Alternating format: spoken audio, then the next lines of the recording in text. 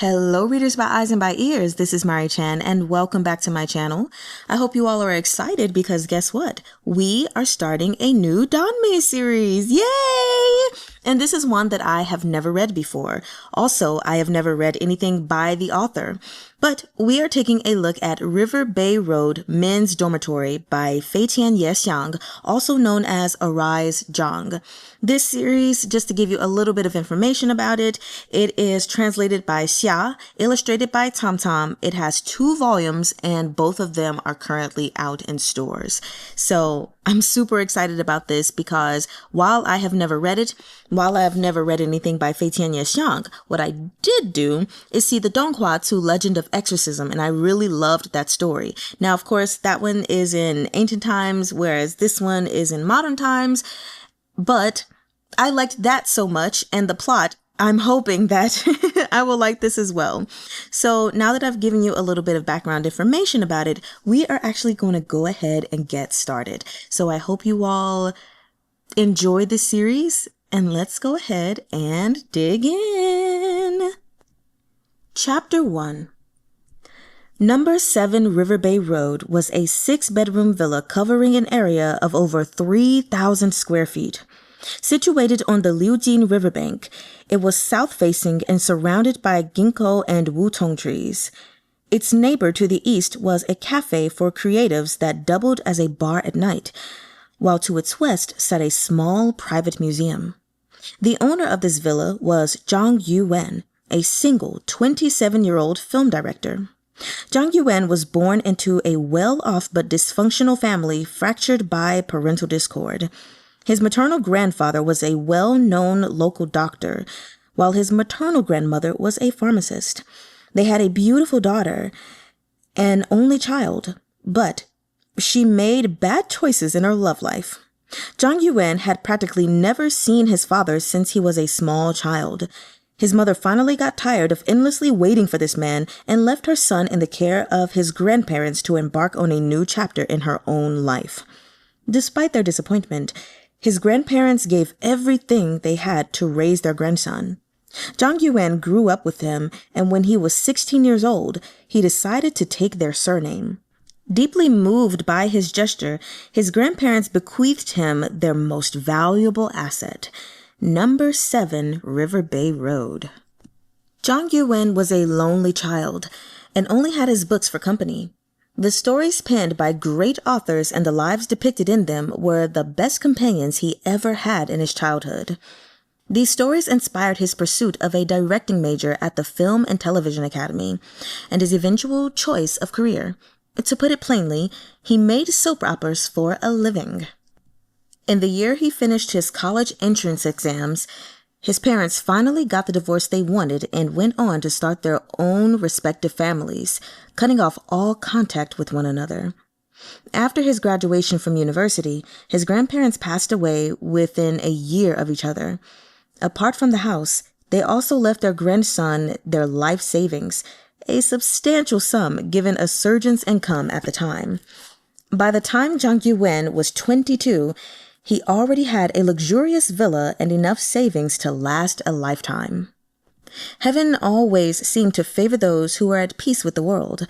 A friend of Zhang Yuwen's grandfather recommended him for a job after he graduated, and so a short time later, Zhang Yuwen became the diligent assistant to be respected, talented, and experienced director in the industry and began learning filmmaking under his tutelage. But life often had more twists and turns than the movies portrayed.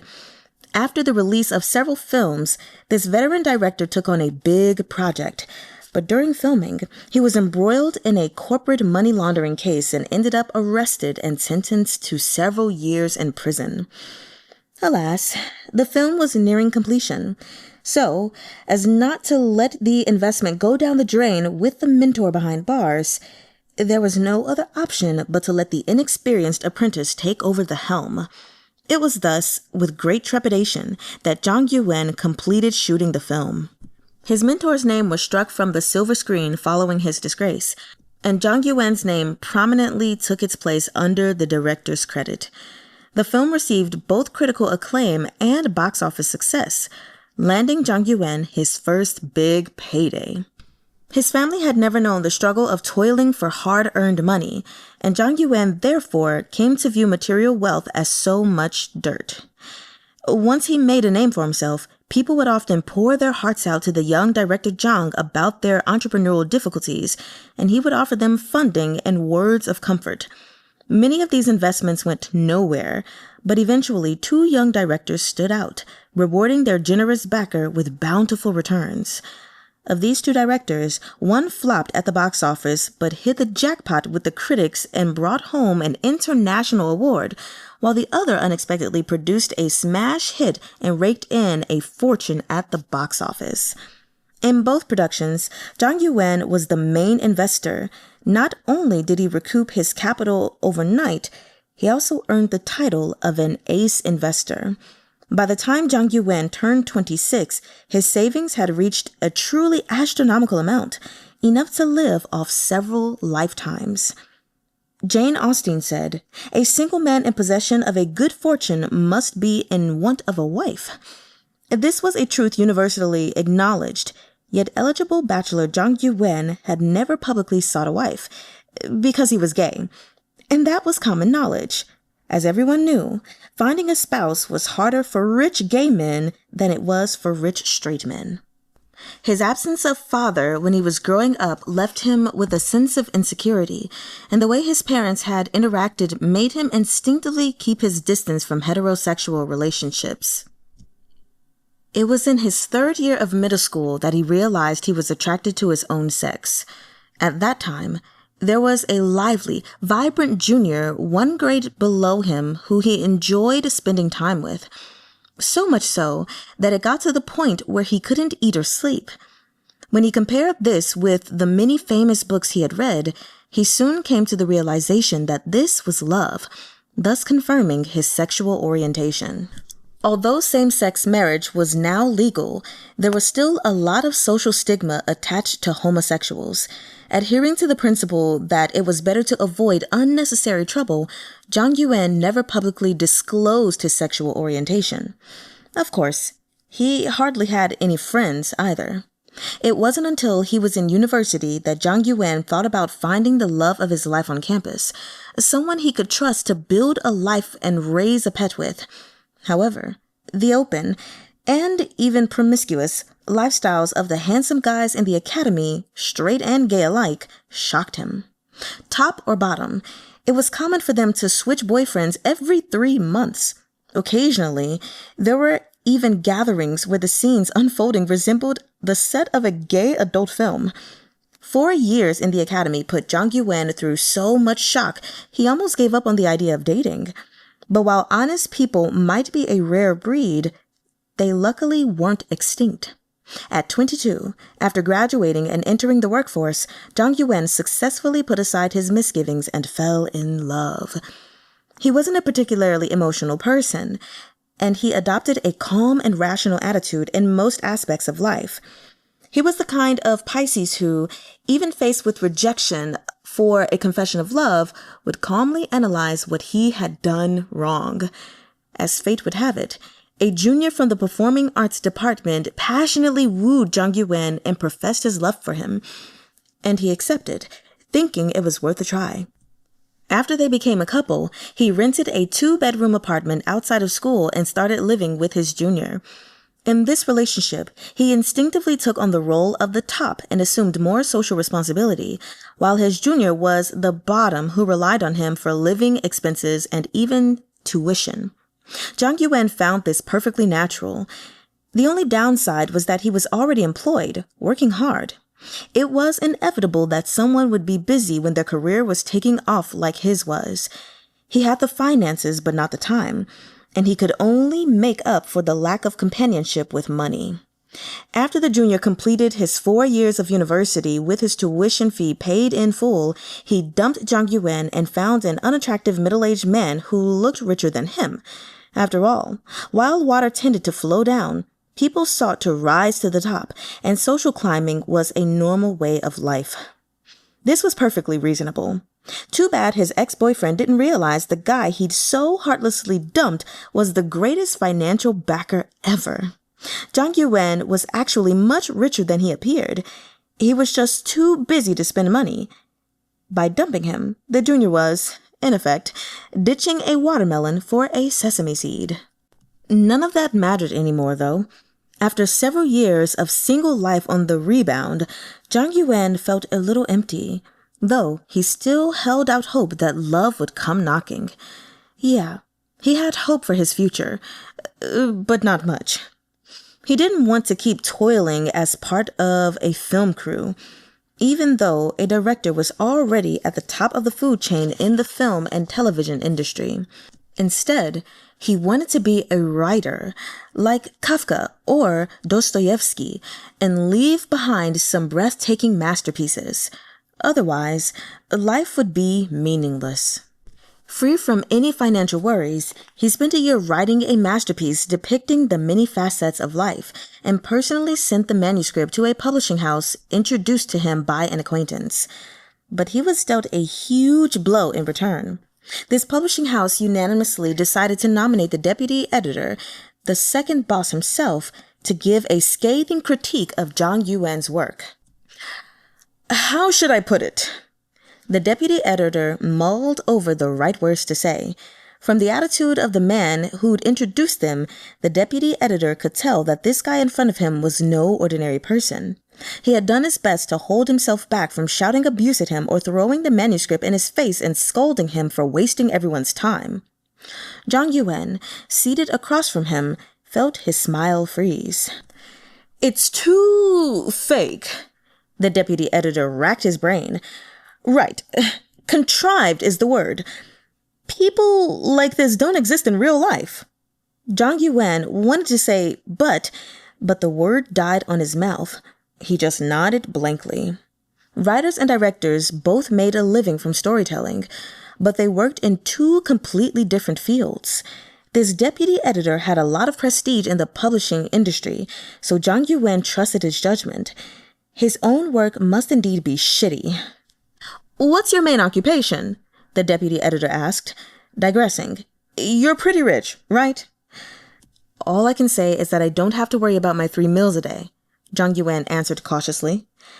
That's it, the deputy editor said. I'd guessed you have too little contact with other people, and you've never really observed them. You've no need to eke out a living, so you've no need to take your cue from someone else or guess what other people are really thinking. The motivations and goals of the characters you penned aren't realistic. In other words, it's out of touch with reality. It's like a lot of actors you see performing on a glitzy stage. They look vibrant at first glance, but it doesn't resonate with the audience. Oh, okay. Dejected, Zhang Yuwen accepted the criticism. If you want to create good literature, the deputy editor advised, you'll have to interact with people more and not keep to yourself. You live alone? Yup.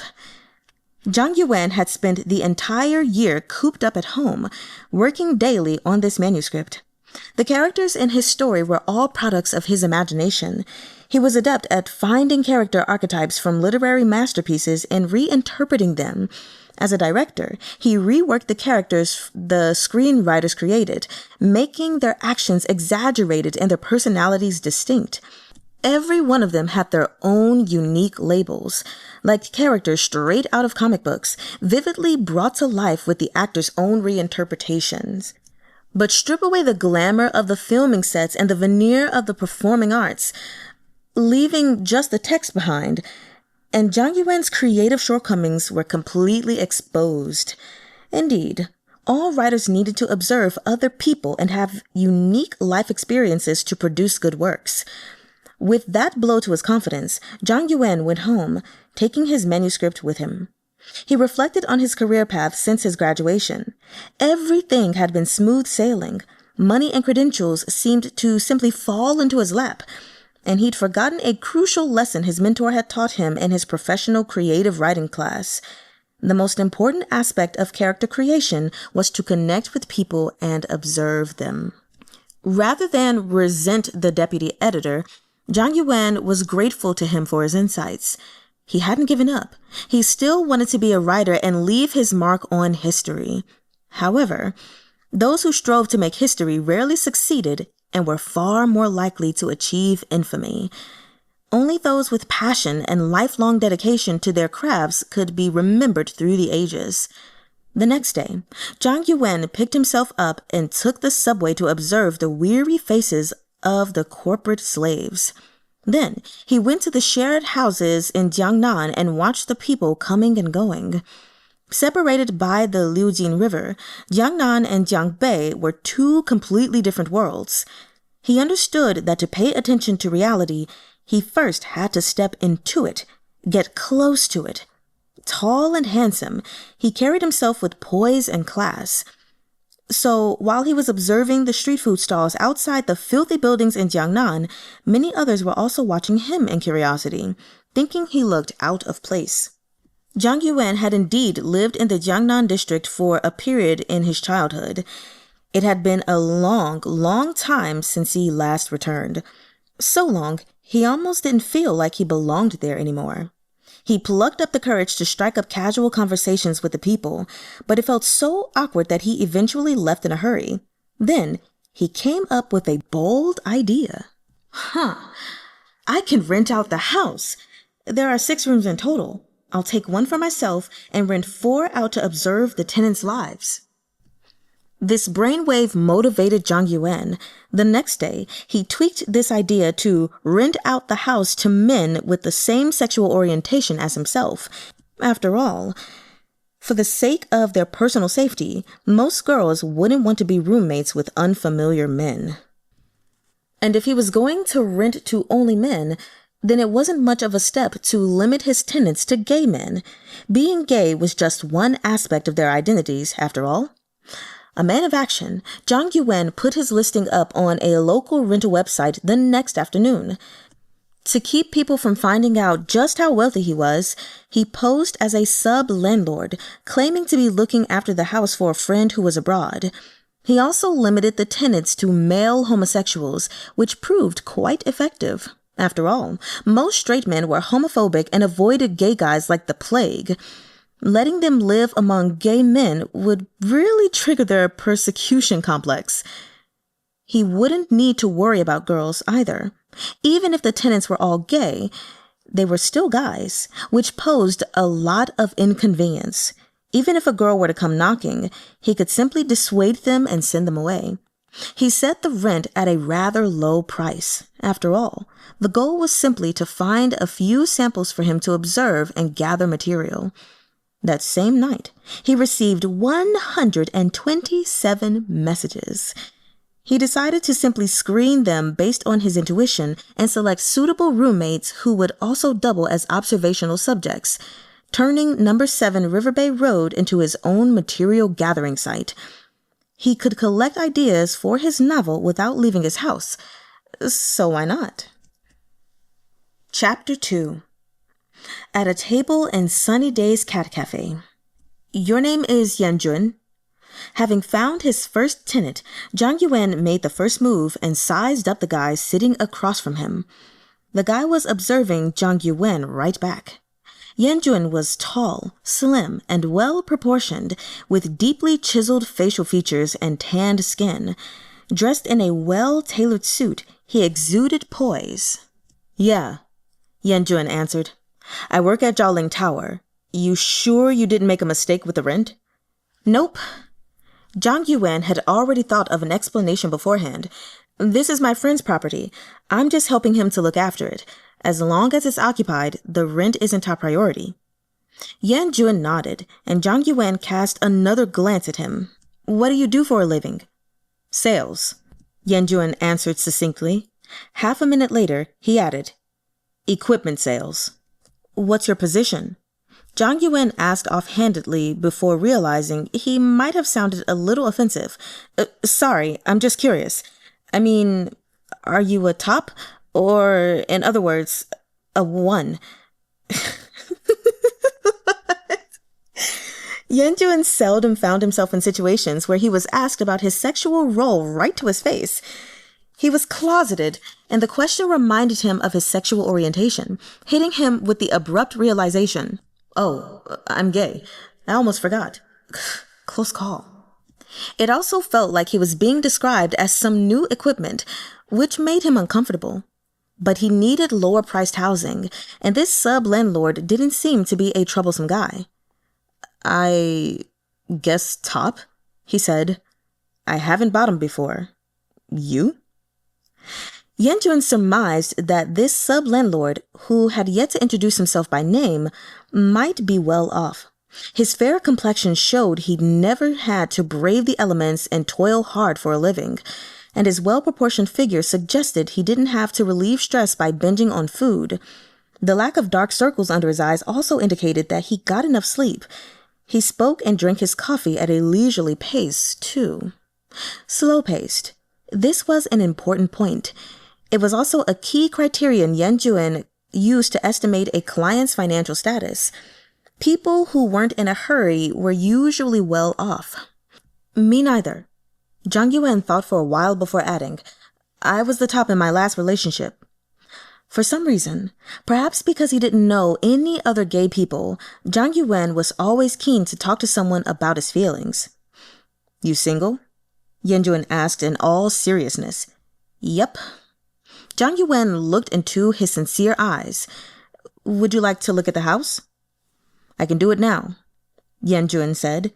"I took half the day off today. Are we going by car?" "It's just next door." Yuwen took the bill and went up to the counter to pay. "Let's go." Yuwen said nothing and followed Yuwen with strong, purposeful strides. Before he headed out today, he'd tidied himself up so that he looked neat and spirited. He'd also done an online search and learned that number 7 Riverbay Road was a fairly lavish villa. "It's right here." Yuwen unlocked the door with his fingerprint. "You can't bring dates home to stay the night." "How about friends?" Yuwen asked. Better not, but they can occasionally come over for a visit." Yuwen didn't want a stream of people coming and going. He didn't need that many observation subjects.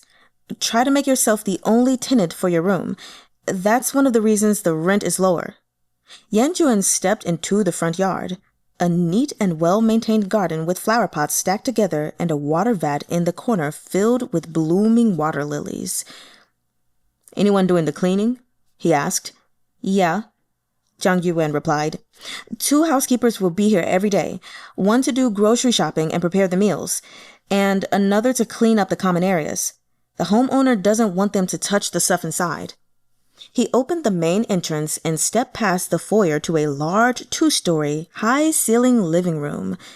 A dining room to the side held a long table that could seat 12 people. Yuwen glanced at the stairs and offhandedly touched the corner of the coffee table. The furnishings were old but well cleaned, and there was no dust even on the decorations. "There are 3 bedrooms on the ground floor." Yuwen led Yuwen to view them. Each was about 375 square feet in size, with one facing south, one north, and one east. "There are 3 on the second floor, too," Yuwen continued. "I'm staying in the master bedroom. If you're interested in moving in, you can choose your own room." Yuwen didn't reply, but after a moment's pause, he asked, "Can children come over occasionally?" "Huh?" Yuwen shot Yuwen a puzzled look. "My niece," Yuwen explained. "My older brother's daughter. They have to work, so when something urgent crops up, they occasionally leave her with me in the evenings. When I'm babysitting, I have to pick her up from the childcare center and then take her home after 10. This came out of the blue to Yuwen. He hadn't anticipated this at all. "How old is she?" Yuwen asked. "Just turned 11 months old," said Yuwen. "But don't worry, she doesn't cry or fuss, and she won't be here every day, just occasionally." Yuwen didn't reply. Thinking that felt like a tacit approval, Yuwen waited patiently for several seconds before prompting. "Is that okay?" "Yeah, that's fine." Yuwen thought about it. He couldn't hold it against a baby. It's okay if she cries too. It's only natural for babies to cry. Yuwen felt a weight lifted off his shoulders. "Thank you. Thank you for your understanding." Yuwen thought Yuwen could have waited to bring this up until he'd already moved in. After all, it wasn't that big of a deal to look after an infant for a couple of hours. This showed that Yuwen was an honest person, but this wasn't a useful quality to have in a salesperson, since salespeople who were too honest rarely made money. "I'd like to rent this place," Yuwen said. "I'll take the east-facing room downstairs." "Okay."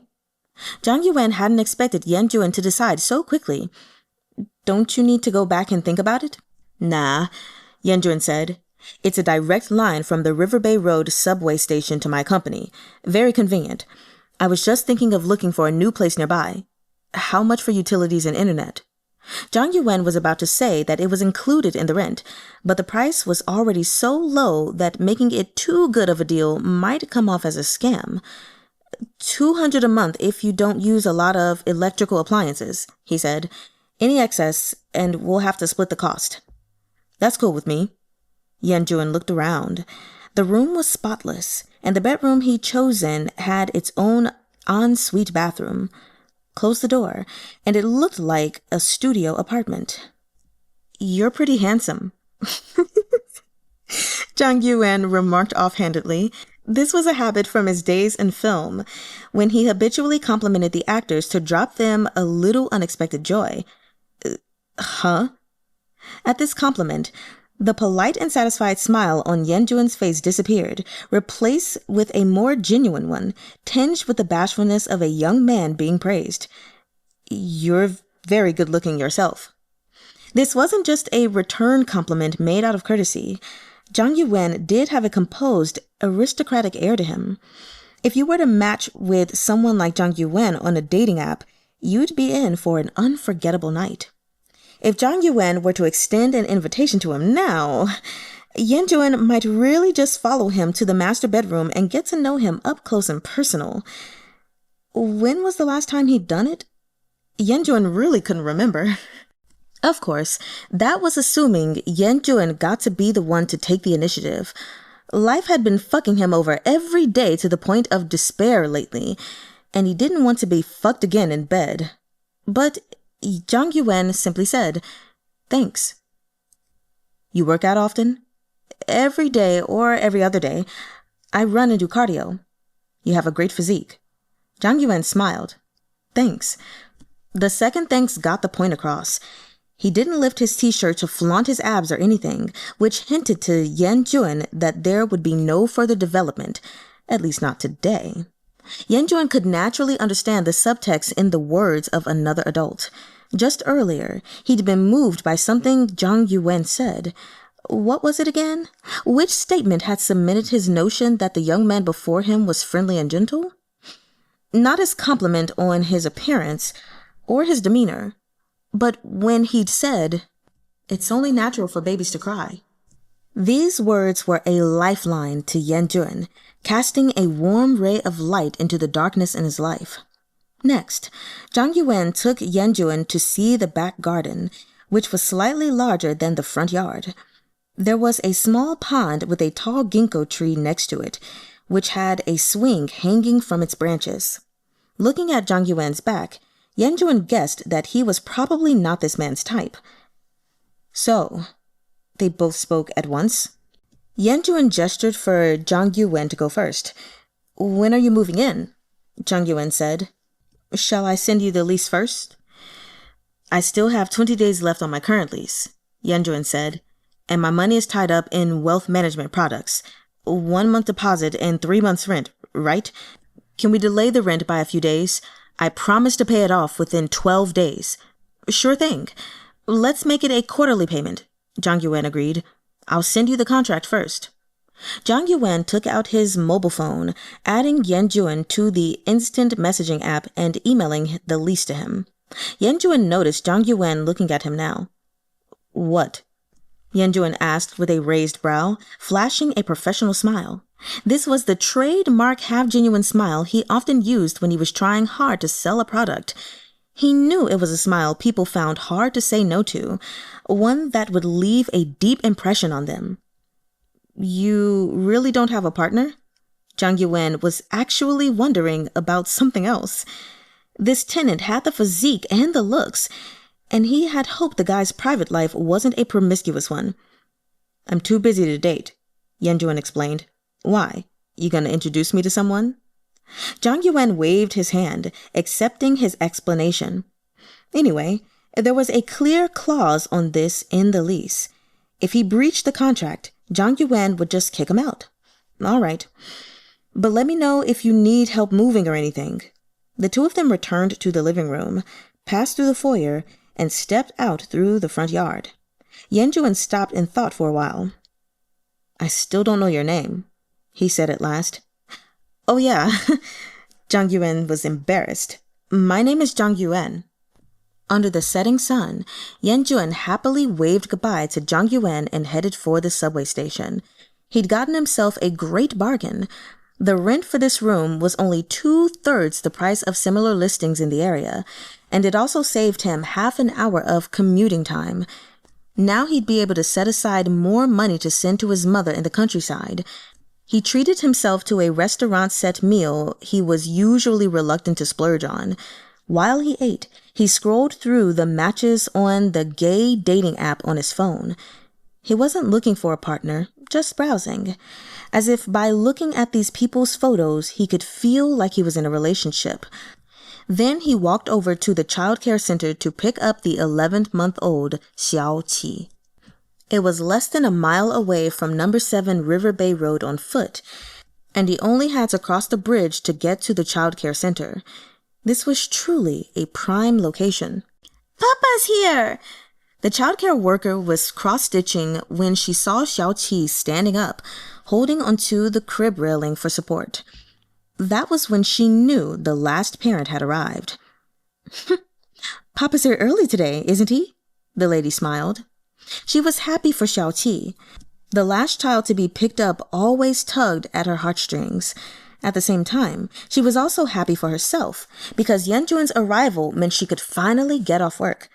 Papa! Xiaoqi had learned to speak early, and her first word was Papa. Aside from that, she would just make meaningless sounds. Yuwen picked up Xiaoqi with practiced ease and thanked the childcare workers. He touched her diaper to make sure it wasn't wet, then strapped her in a baby carrier, facing out. Xiaoqi babbled and waved her hands as he took her out of the childcare center and into the subway station to take the train. Leaning against the gangway, he scrolled through his phone, while Xiaoqi smiled at a girl nearby. A handsome man carrying a baby. This was a frequent sight on subway line 4. She's drooling, someone informed him. She has a rash, another whispered. Yuwen wiped her with a soft tissue. Xiaoqi always had rashes on her face, and Yuwen always felt terrible for not taking good care of her. Papa! Strapped to Yuwen's chest, Xiaoqi looked up and squirmed. Yuwen turned away, not wanting others to gawk at her. They arrived at their destination, and Yuwen walked home with Xiaoqi.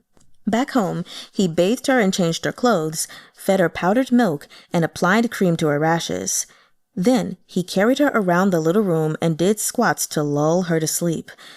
The neighbor was still up watching a comedy, and the roars of canned laughter proved to be Yuwen's nightmare. But finally, Xiaoqi fell asleep.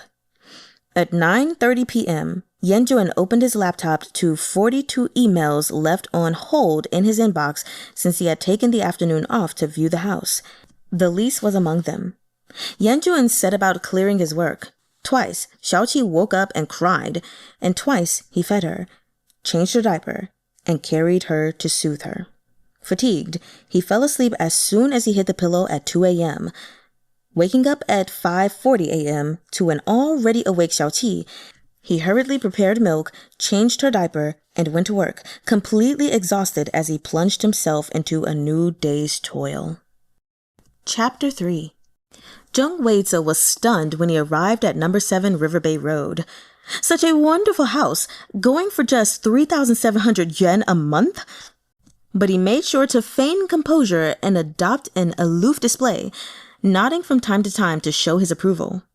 Zhang Yuwen saw through this young man's pretense at a glance, but being a mild-tempered person, he didn't take offense. He had nothing against this guy's personality either. In fact, the more eccentric the potential tenants, the better the material he'd be able to gather for his novel. Huh, I have exactly the same dining table as you, Zhang Weize said with a smile.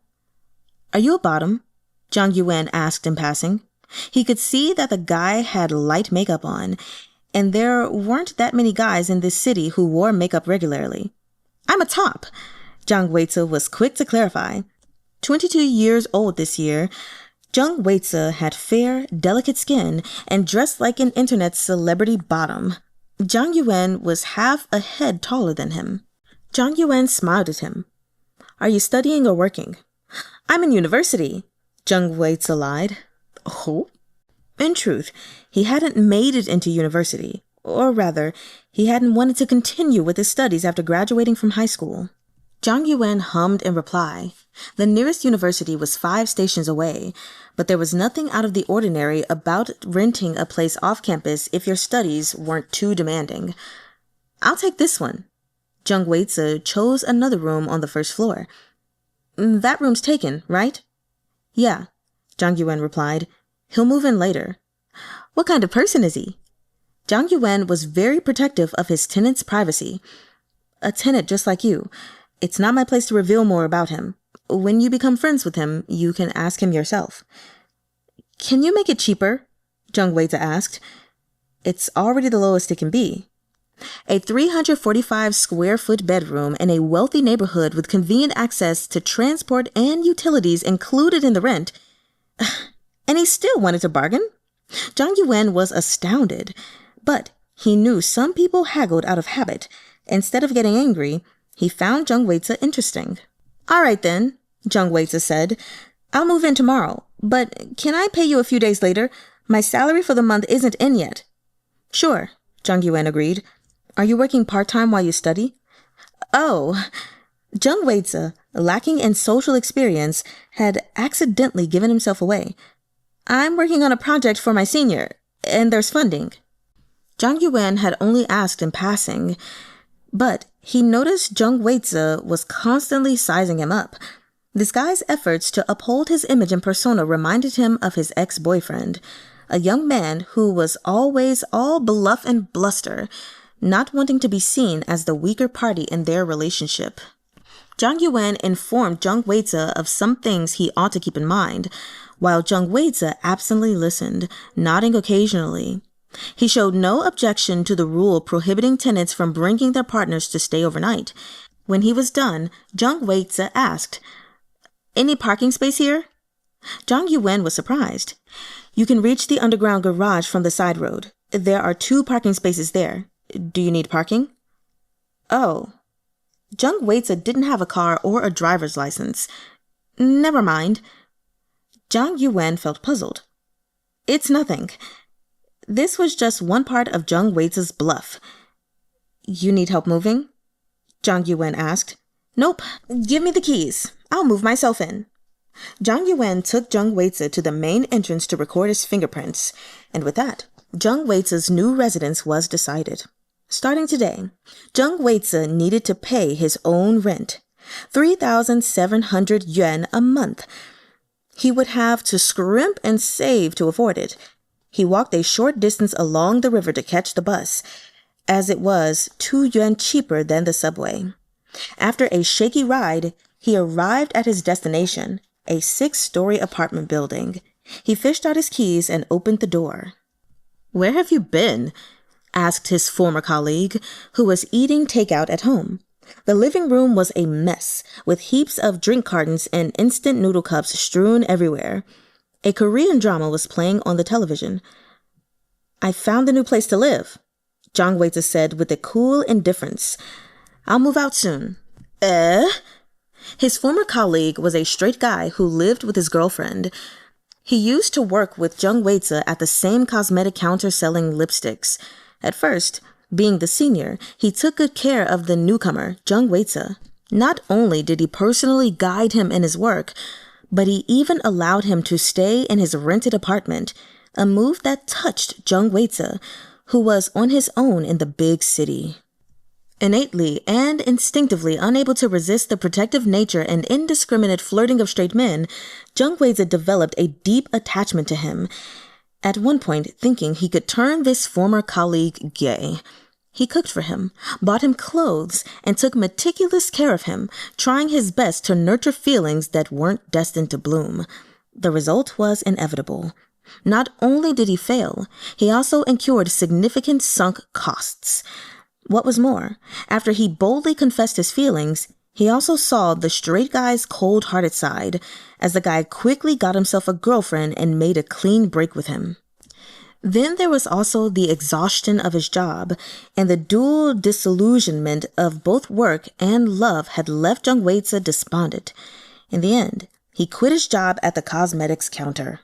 However, he still hadn't found a satisfactory place to live after his resignation, so he shamelessly continued to stay in this straight guy's house for 5 days. These 5 days were so torturous, it had worn down the last bit of feelings he had for the guy.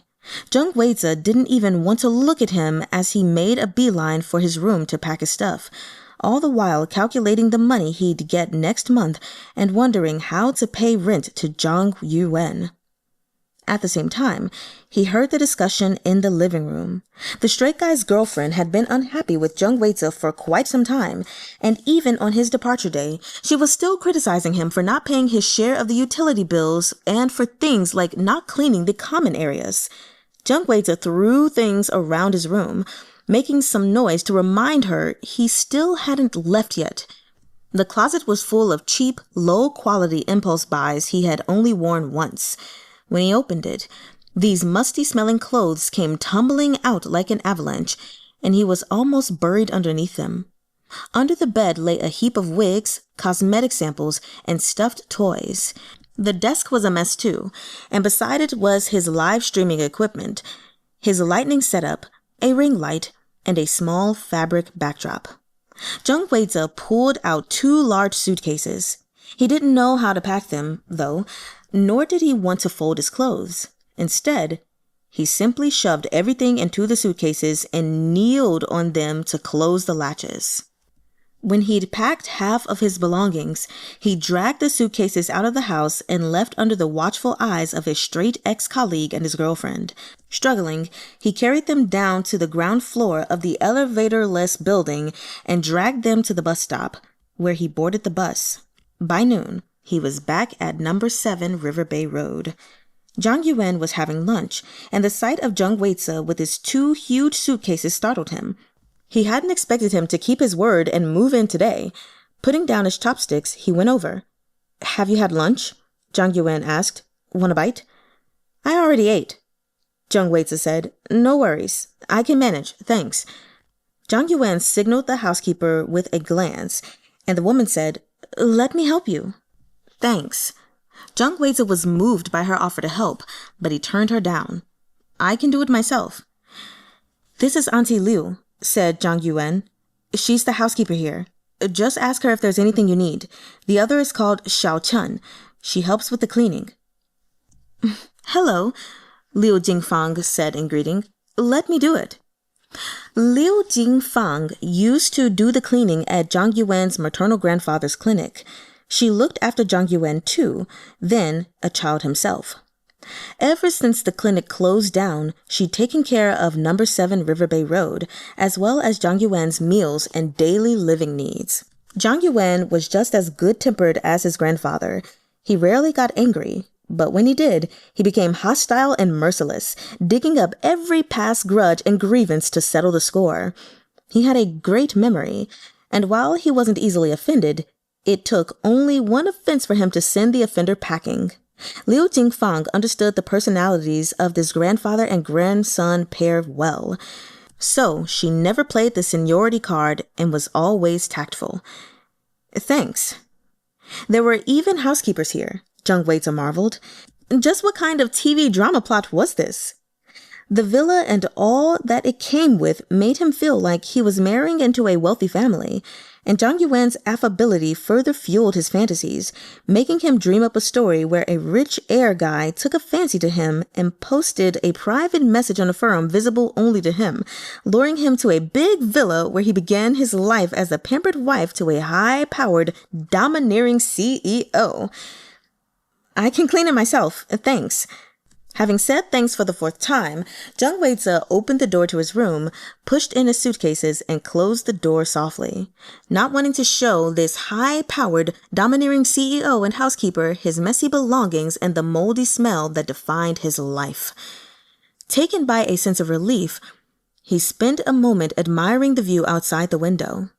Zhang Yuwen had renovated this place 3 years prior, installing in every room a large floor-to-ceiling window that opened to a balcony or garden with neatly trimmed greenery and deck chairs, resembling a beautiful vacation guest house. Even now, Zhang Weize still felt like he was dreaming. He couldn't believe he had rented such a wonderful room for so little money. The dazzling afternoon sun shining on his bed, the fluttering, sheer window curtains, and the backyard filled with the beauty of autumn. Living in a place like this improved his mood. Zhang Weize opened his closet and carefully organized his clothing, hanging up his wrinkled as raisins clothes one article at a time.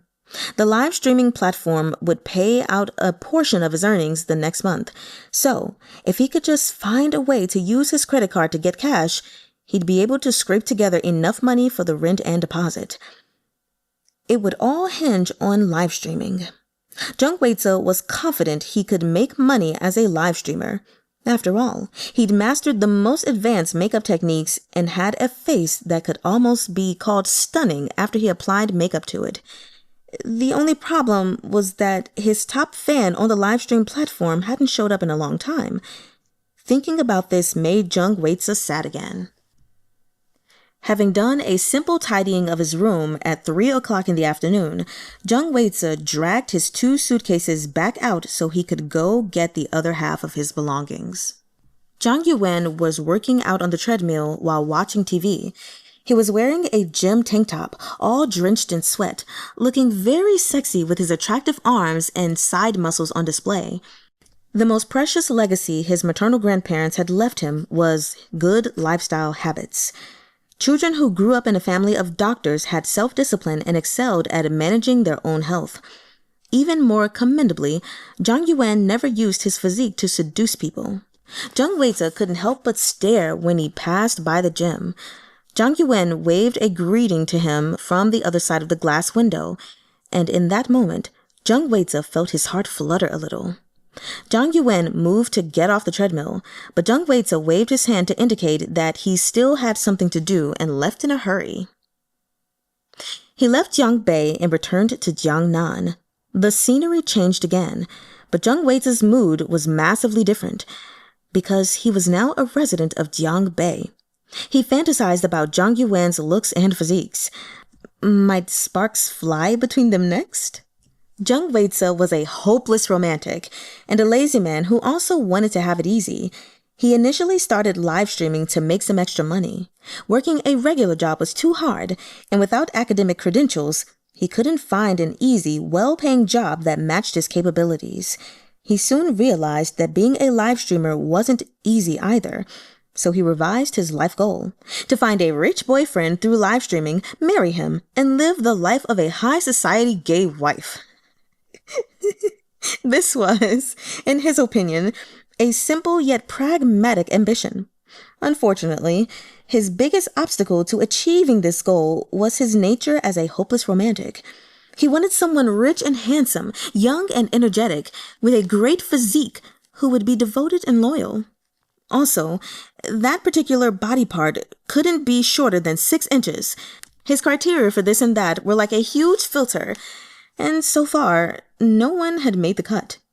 His lack of social experience made it hard for him to discern potential mates, and his chronic loneliness made him want to pounce on any decent-looking man he saw. Is that Zhang something Wen guy single? He's such a catch. He couldn't be a player, could he? He must be a scumbag, yeah? Reasonable concerns nagged at Zhang Weize's thoughts. Back already? His straight ex-colleague's voice interrupted his reverie.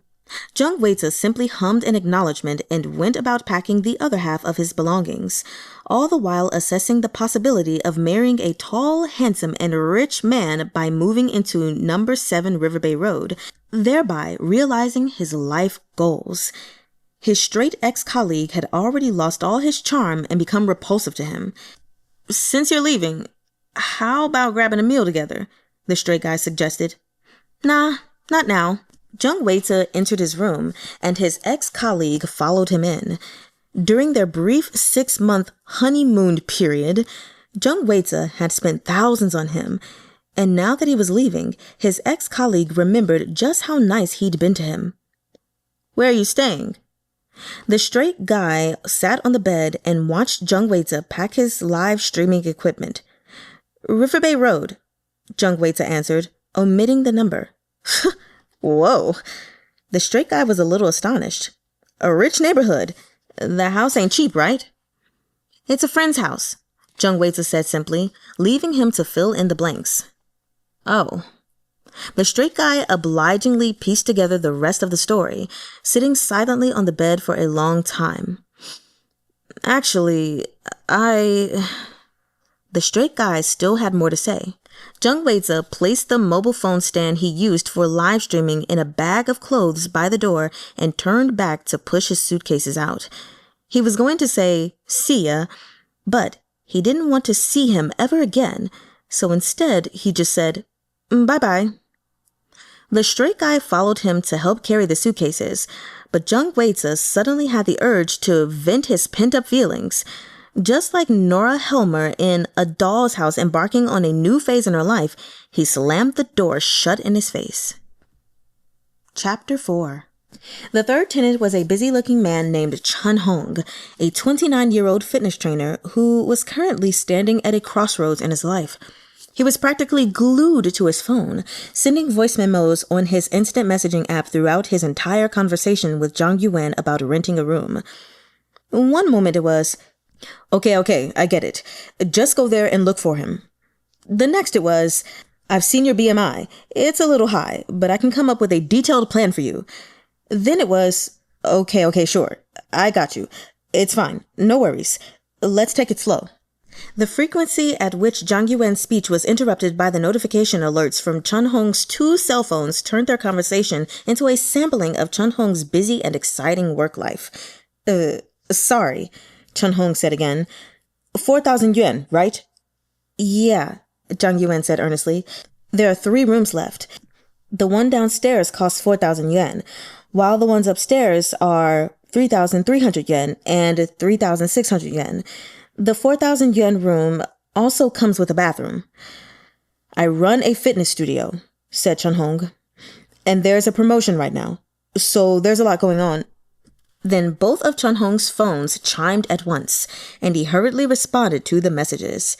Zhang Yuwen nodded in understanding. Chun Hong looked up, still distracted, and asked, Do you usually work out? It's important to keep yourself in shape. I occasionally do some cardio, Zhang Yuwen replied. Would you like to see the house? Oh, the house. Right. I was just thinking about that. Riverbay Road is a great location. Chun Hong had very short hair, strong facial features, and a well-built physique. He wasn't shy about showing off his muscles, a common trait among fitness trainers. Even in autumn, he still wore gym tank tops. He picked up his gym bag and followed Zhang Yuwen out of Sunny Day's Cat Cafe to the villa next door.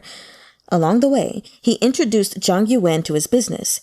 He had started a fitness studio in the Jiangbei area and employed several people, and business was booming. Many high-profile clients went to the trouble of traveling long distances to his studio every day to get in shape, and his clientele included multi-million-dollar businessmen, influential political figures, and movie superstars. Zhang Yuwen nodded with sincerity, having gathered a lot of interesting gossip. He also spotted at least 50 plot holes in these stories. You can't bring clients here to work out, Zhang Yuwen reminded him. Yes, of course, Chun Hong said. I want to keep work and personal life separate too. This is your house? WTF? It's so big. Of course not. Following his prepared script, Zhang Yuwen stressed to Chun that he was only a sub-landlord and a broke one at that. A hint that he wouldn't be buying a gym membership. Chun was shocked. Such a wonderful place for only 4,000 yuan in rent? He took one glance at the room before deciding. I'm renting it. Okay. Zhang Yuwen was already used to these kinds of astonished expressions and decisive attitudes from prospective tenants. He was a little concerned about renting to this fitness trainer, but he still had basic trust in the promises made between people. He added, There's a simple fitness room here. You can watch TV while you work out or play games in the entertainment room. I'll give you lessons, free of charge, Chun offered. Zhang Yuwen laughed. Let's talk about it again after you move in. Chun-hong's phone chimed again. I have to go, he said quickly. There's a member salon this afternoon. Want to come along? No thanks. Come on, I'll introduce you to some friends. Zhang Yuwen did his best to fend Chun-hong off from grabbing his wrist, tactfully refusing this overzealous fitness trainer. I'll send you the contract now, he said as he saw him out the door. It's fine. Chun called for a ride at the entrance. I'll move in as soon as I can. Let's work out together tomorrow. Zhang Yuwen didn't dare answer. 4 minutes later, the car arrived, and Chun waved at him and got in, on the phone all the while. Zhang Yuwen decided to go back and highlight the breach of contract terms for emphasis. Any ideas Chun might have about entertaining members at number 7 Riverbay Road needed to be nipped in the bud. While Zhang Yuwen revised the contract at the cafe, the 4th tenant arrived as scheduled. He felt like an HR rep, interviewing 2 tenants on the same day. The 4th tenant carried a camera bag, about 6'1". He was stylishly dressed and had meticulously coiffed hair. Of the 4 tenants, he was the most handsome, with a high nose bridge, fair skin, thick brows, and large eyes. Hi, my name is Jinxing, the young man said. Zhang Yuwen shook his hand. Despite Jinxing's outstanding looks, he seemed weary, and his lips were so dry they were peeling. He also kept yawning, as if he'd just woken up. He sat down across from Zhang Yuwen, snapped his fingers for the waiter, ordered himself a sandwich, and dug in. Where's the house you're renting out? Jinxing asked. Can I go for a viewing later? It's right next door, Zhang Yuwen replied. Are you a photographer? Yeah. I graduated from Zhongliu's University Department of Photography, and I have my own photography studio. Sometimes I help film crews with promotional stills. Oh? Zhang Yuwen was surprised. How old are you again? 27, Jinxing replied. You? Zhang Yuwen gave him a puzzled look. Realizing that Jinxing was looking at him, he quickly explained, I'm the same age as you. The Department of Photography had been right next to Zhang Yuwen's department, the Department of Drama Studies. In his 2nd year of university, students in his program had to take several classes with the Department of Photography for courses like storyboarding and set design. So he knew a lot of students from the Department of Photography. He was sure he'd never seen this guy before. What did you study? Jinxing asked. I went to school in the countryside, Zhang Yuwen said, and now I'm working as a proofreader for a publisher. Jinxing nodded, cracked his knuckles, yawned, and stood up, having already finished his sandwich. Zhang Yuwen went to foot the bill, but Jinxing stopped him. Let me. It's our first meeting. I can't let you pay for me. I still haven't decided if I'm going to rent the place. It's fine, Zhang Yuwen said breezily. Consider us friends. Jinxing hesitated, but the words, consider us friends, won him over in no time. He smiled, dispelling the hint of gloom lingering around him from all those late nights. This photographer had such great looks that Zhang Yuwen was sure he would have been the department hottie even at the film academy. There was no way he could have been a senior. Zhang Yuwen would have at least heard of him. Wow. Entering number 7 Riverbay Road, Jinxing couldn't resist taking out his camera, placing his fair, slender fingers on the shutter. Can I take a couple of shots? For the common areas, yes. Such a great house going for such low rent. Everyone had the same question. Zhang Yuwen explained it again, and Jinxing smiled. I see. So does that mean you won't bring anyone home either? Of course. Wouldn't your partner want to come over? I'm single, said Zhang Yuwen. I don't have a boyfriend, and even if I did, I wouldn't bring him back to stay for the night. You. Single. How's that possible for someone of your caliber? You a top? Every time. Zhang Yuwen didn't know which question to answer first, so he simply said, yeah. Oh. Jinxing smiled and took a photo of the garden, then turned back. With a serious air, he looked Zhang Yuwen in the eye. Actually, I'm bisexual. That bother you? Zhang Yuwen felt a rare twinge of nervousness at his gaze. It's not like I'm dating you, he thought. I'm just renting you a room. Of course not.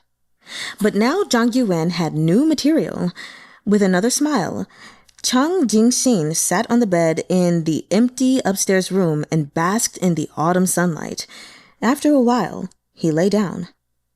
Is it liberating, being bisexual? Zhang Yuwen asked out of curiosity. After all, you have lots of options. Yeah. Still smiling, Jinxing closed his eyes. But I prefer dating guys. This guy was most likely a player, a thought that excited Zhang Yuwen. Photographer, handsome, and bisexual? Jinxing hit all 3 fuckboy checkboxes. Let me show you. Jinxing turned on his camera and motioned for Zhang Yuwen to sit on the bed too. This is someone I dated, but we've already split up.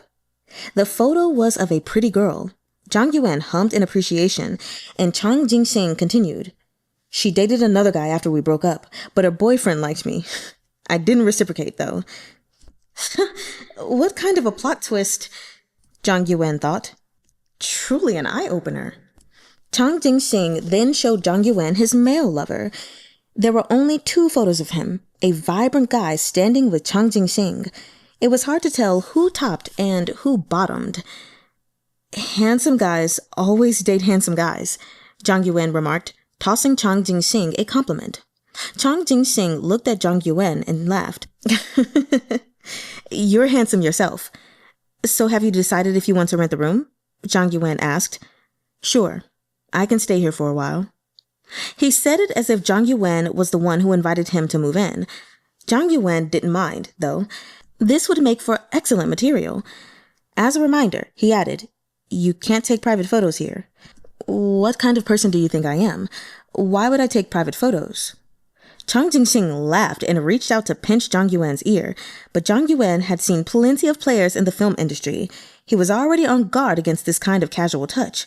Thus, the player's first move against the director missed its mark. Zhang Yuwen raised a finger at him in gesture that said, behave yourself. I can cook. How about I make dinner for you tonight? Said Jinxing. What's the nearest supermarket? I'll go grocery shopping later. Zhang Yuwen smiled. Let's talk about it again after you've moved in. Need any help? Jinxing waved his hand, declining the offer, and Zhang Yuwen got up to leave the room. I'll send you the lease contract, he said on his way out. Sure thing.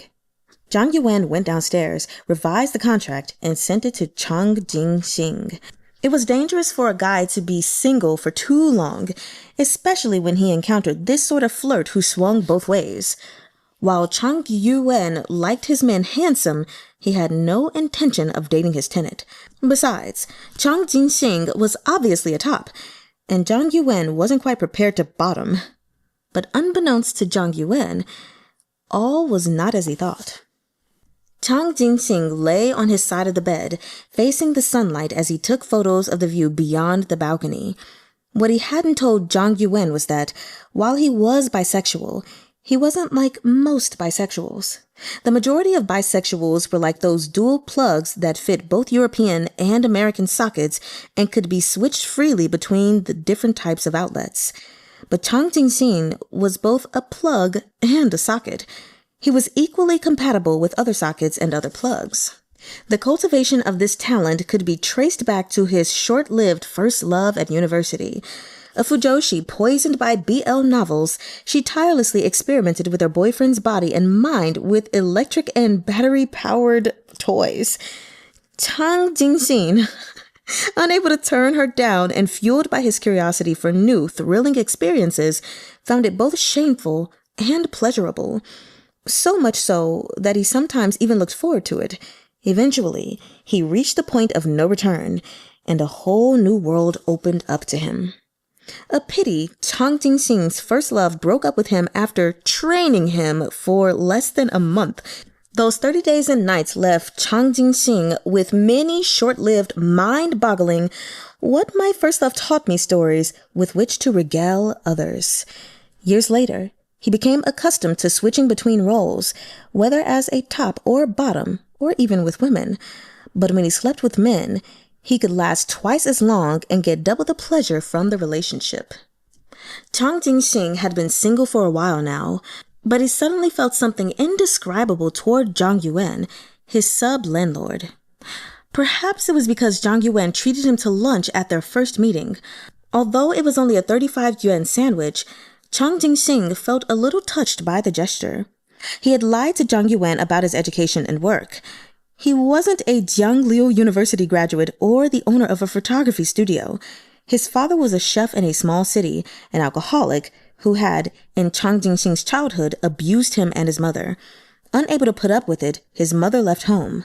Chang Jinxing's grades were far from stellar, and after he graduated from high school, he took his camera with him to the big city to make a living. His father had been a womanizer, so Chang Jinxing followed in his father's footsteps to become one too. The culinary skills he picked up from home won him the hearts and affection of gentle girls.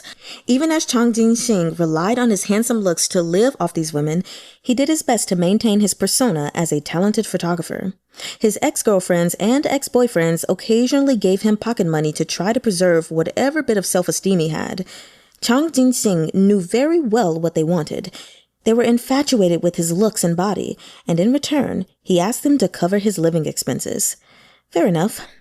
Everyone had their own needs. After a breakup this year, Chang Jinxing decided to live on his own for a spell instead of depending on other people. He tried taking on some photography jobs.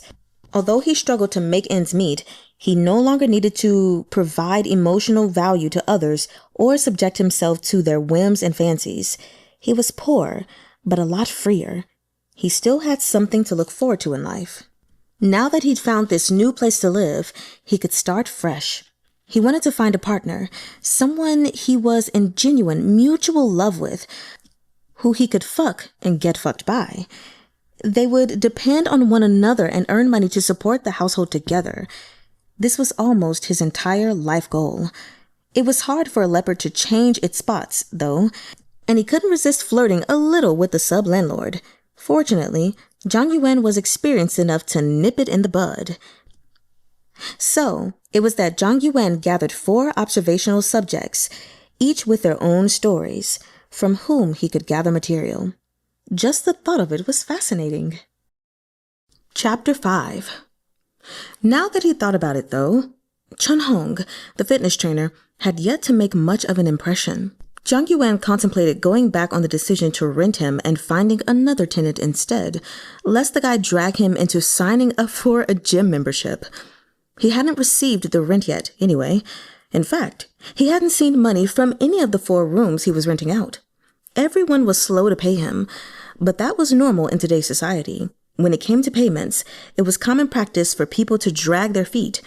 It would actually be weirder if they paid on time.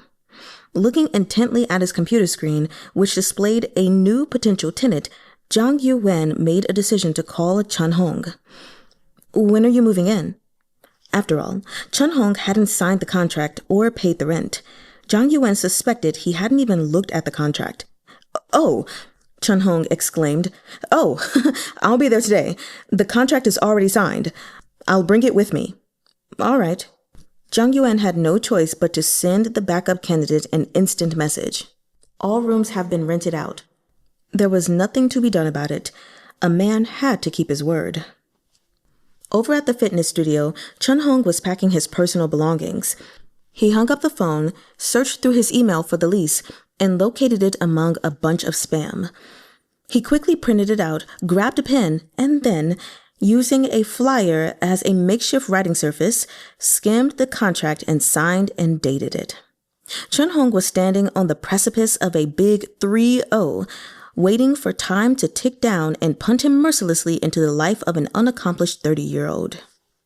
Contract signed, he looked around at the almost empty fitness studio, suddenly feeling a bit sad. The studio's lease was up this month, and its future was uncertain. He still owed his parents tens of thousands, and in a few days, he would have to bite the bullet and call them up to tell them the hard truth. The studio was in the red. They had to declare bankruptcy and file for liquidation. But he refused to throw in the towel. He thought it was a test from heaven. He'd always been tenacious, a rare and commendable quality. Some people saw it as perseverance, while others saw stubbornness. When he'd come into this life, he allocated all the skill points the system gave him into physical strength. Born in a remote county, he weighed an astonishing 9.9 pounds at birth. He was sturdier than most of the other infants and had a louder wail.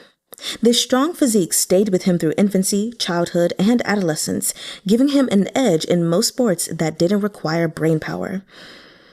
His one tiny regret was that his nutrition hadn't been up to scratch during his adolescence. As a result, his height was barely passable, a mere 5 feet and 10 inches. Among East Asians, however, it was perfectly adequate. At the sports-focused college, he learned quickly that the talent gap between athletes often dwarfed the species difference between humans and earthworms. The bona fide prodigies eclipsed the athletic prowess that he was so proud of, and when it came to competitive sports, his barely passable stature made him look like a clumsy hobbit on the college's basketball court. In short, he realized early on that he couldn't make a living from sports. He preferred to live a healthy life than to retire with a body plagued with injuries, so having lost all faith that he could make it as a sportsman, he turned instead to rehabilitation and training. Eventually, he wound up at the regular haunt of most jocks, the gym. While he was in school, he worked at the gym distributing flyers and occasionally filling in as a part-time coach, giving pointers here and there and selling protein powder on the side. Figuring he'd master the ins and outs of the trade, he came up with the idea of launching his own lucrative fitness studio after graduation. But new gyms were all over the place these days, putting the trainers in fierce competition, and the influx of new entrants eroded the industry's ethical standards, giving fitness trainers a bad name. These newcomers behaved either like popular streamers, relying on flirtation and innuendo to sell training sessions, or like financial advisors who earnestly went door to door seeking business. Chahng, it seemed, fell into neither category. His only advantage was the physique that he'd trained so hard for. Working as an escort could, in theory, net him a pretty penny. Male clients paid better than female ones. He could potentially rake in an astounding daily income of 4,000 yuan, and if he were to bottom, a far more lucrative role. He could also have received additional allowances, but Chahng never considered moving in that direction. He couldn't bring himself to take off his pants, nor could he swallow his pride. His first gym was in business for less than half a year before it closed its doors. During his subsequent unemployment, he worked as a fitness trainer again and finally caught the eye of a trust fund baby who developed real feelings for him and dedicated himself wholeheartedly to pursuing Chahng. Chahng's sexual orientation wasn't set in stone at first. After all, he came into contact with men's bodies every day, and a lot of his studies revolved around the aesthetics of male muscle and physique. But while he saw himself as a straight guy, he thought he wouldn't mind giving same-sex relationships a try, like an amphibious creature who could live on land or in water. It was just dating. No big deal. Try everything once, right? Besides, this young man was both rich and attractive, showering Chahng with gifts and taking him to see the world. Burdened with mixed feelings, but nonetheless moved by these gestures, Chun reluctantly yielded to him. During their honeymoon phase, they enjoyed the most extravagant candlelight dinners and stayed at the most luxurious hotels. In this opulent, romantic atmosphere, Chun ran the gamut from resistance to reluctant acceptance to accumulation to addiction in only 28 days. In this 1 month, they made love in a variety of ways every day, so Chun also became something of an expert in that regard. But never in his wildest dreams did he anticipate that while the rich guy's feelings were genuine, so was his tendency to be fickle in love. Some people were like that. They fell head over heels into every relationship, only to lose interest a couple weeks later and turn back into a stranger. With the turn of a calendar page, everything abruptly ended. Chun felt like he'd been in a dream when he got the news that it was over. He had no idea that the other guy was only using him for a change of scenery. He didn't know that he was like a gotcha card in a romance game, liable to be cast aside to await his fate, getting dismantled into crystals once the novelty wore off. Perhaps he was just one of the many from the rich guy's betting men from all professions collection or dating men from every zodiac sign challenge. Whatever it was, he had met a specific criterion and happened to be decent looking, and that was why he was blessed with this fleeting, heaven-sent romance. He took a month to bounce back and move on. His healing period took 2 days longer than the romance itself, which was uncommon. Of course, he didn't cause a scene. Even if he could have gotten compensation by doing so, he still had his pride as a top. His rich ex-boyfriend knew the current market well. He didn't gift Chun a house or a car, but instead discreetly assigned a daily usage price to Chun-hong's body, arbitrarily giving himself a discount like he subscribed to a monthly package. In the end, the value of the gifts he gave Chun totaled exactly 4,000 yuan a day.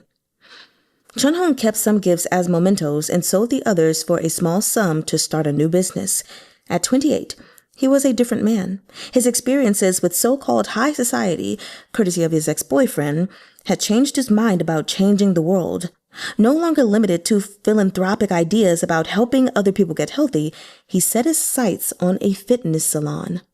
He planned to start a private fitness studio and take on high-end clients and government employees as members, acting as a facilitator, middleman, and errand runner for them, like a mama-san at a nightclub.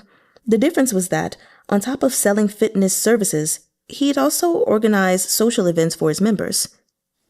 High-end, that was the key. That was the only way he'd be able to survive and rise above the fierce competition. But no matter how Chun tried to hypnotize himself, reality insisted on following its own rules. Chanting high-end over and over didn't magically make his business high-end. His fitness studio had very few members, most of whom were ordinary folks struggling to make a living. He turned to his ex-boyfriend for help, and the guy introduced him to a few people. But then, fearing that Chun would embarrass him in his social circles by boasting about their relationship to his clients, he cut off all contact between them. Chun was forced to take matters into his own hands. He found a job as a fitness trainer teaching group classes for a government department. It didn't pay well, but it gave him access to high-end individuals, which was a good start. He hired 2 employees to take care of the gym while he went around networking, occasionally offering personal training sessions to a few rich members. In that period, he adjusted the membership renewal price a few times, causing the already fragile relationship between supply and demand to collapse. Almost all of his members left, and also during this period, one of his trainers hooked up with a regular gym goer, a wealthy woman, and left with her. Chun accepted his resignation with mixed feelings and turned his sights on the remaining wealthy members. Strangely, girls didn't show much interest in him, perhaps because he was no longer fresh young meat, or maybe it was that he was too prim and proper around women and never flirted or joked with them. The gays at the gym, meanwhile, seemed to be obsessed with him. It was possible that he gave off different energy after the unique experience of that 1-month fling with his ex-boyfriend. Out of habit, he still wore the same clothes and hairstyle as he had during that ill-fated relationship, which might well have been catnip for gay men. He didn't want to date men anymore, though. He had to return to the world of heterosexuality, lest he disappoint his parents. On his 29th birthday, he started dating an online girlfriend, pouring all his woes to her every day. In their relationship, he found diversion in times of loneliness and understanding in times of hardship. Suddenly, life seemed bright. His business was running at a loss, but Chahng was willing to do whatever it took to give his girlfriend a good life. He agreed with what people said about settling down and started to think there might be something to starting a family first before establishing his career. Optimistic that his new romance might change his luck, he arranged to meet the girl he so deeply loved, only to find out that she was a boy who habitually wore a wig, applied lipstick and makeup, and used a voice changer to deceive straight men online. This boy was surprisingly generous and open-minded, inviting Chahng to sleep with him and record a video as a keepsake. After Chahng turned him down, he threatened Chahng with the private photos and videos that Chahng had previously sent her at her request. Chahng was shocked to realize that this person was a repeat offender who used cybersex to get the other party to masturbate on camera, then sold the video recordings to adult websites for extra cash. So Chahng beat him up, threatened to call the police, and demanded that he delete the videos completely.